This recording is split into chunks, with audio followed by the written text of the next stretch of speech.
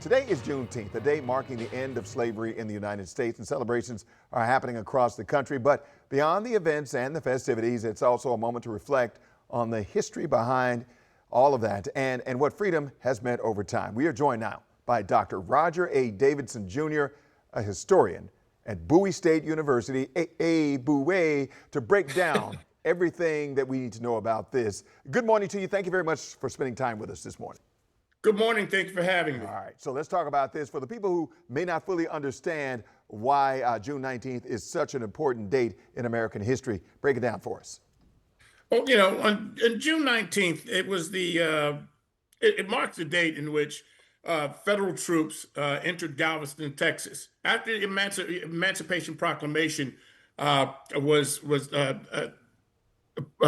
Lincoln put out the Emancipation Proclamation January 1st, 1863, basically what that did was it allowed black men to enter the United States Army, but it also stated that any state in the Union that was still in a state of rebellion, he would, as of January 1st, 1863, he would free their slaves. Now, the only way to do this would be to conquer the South, those southern states that were in rebellion. Maryland was not in rebellion. So they're going down through Virginia, they're conquering the southern states. And it took them until 1865 to really get all of Texas, get down to Galveston. And that was done by a general by the name of Wetzel and the landing of another general by the name of Gordon Granger with a nearly all black corps, Army Corps, the 25th Corps. There's about 19,000 black soldiers.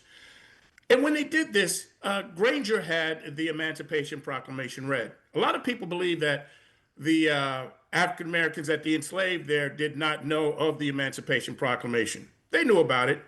People talked about it. The slaveholders talked about it. Other slaveholders were running farther south to keep their enslaved laborers from falling into the hands of the Union forces. But the problem is the enslaved people could not get out or get to the Union forces. Remember, once they could get to the Union forces, they would be free.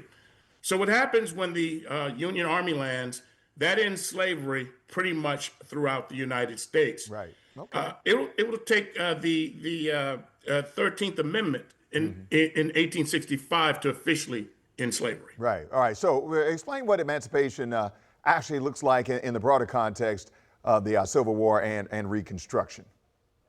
Well, in the broader context, it gave African Americans, those who were still enslaved, those who were the former slaves, excuse me, an opportunity to pursue life as citizens. And so you have the passage of the 13th, the 14th, and the 15th Amendments, one after the other. And as people left their farms and their plantations, they sought to obtain land, they sought to obtain employment. They wanted freedom of movement. And first and foremost, they wanted an education. I mean, if we take it from Texas through Louisiana all the way up to our wonderful state of Maryland, where slavery didn't end until November of 1864, because it was a loyal slave state, and it was ended by the rewriting of a state constitution. If we take a look at Maryland, you get the same thing. And that's why we have HBCUs like Bowie State University, the oldest HBCU in the state of Maryland. Gotcha. Okay. Okay. So real quick, before we go here, we're about to run out of time. I know this is a history lesson that could go on for hours and hours. Yes. But you know how this is. This is TV, so we got to condense it. So tell me why it is important for people today to understand the history beyond just the holiday itself. Well, the one thing is important so that people will know the freedom struggle. See, the struggle for freedom amongst the enslaved, the struggle to end slavery, is what really truly defined freedom in the United States. If you go all the way back to the writing of the Constitution, and slavery existed in the northern states.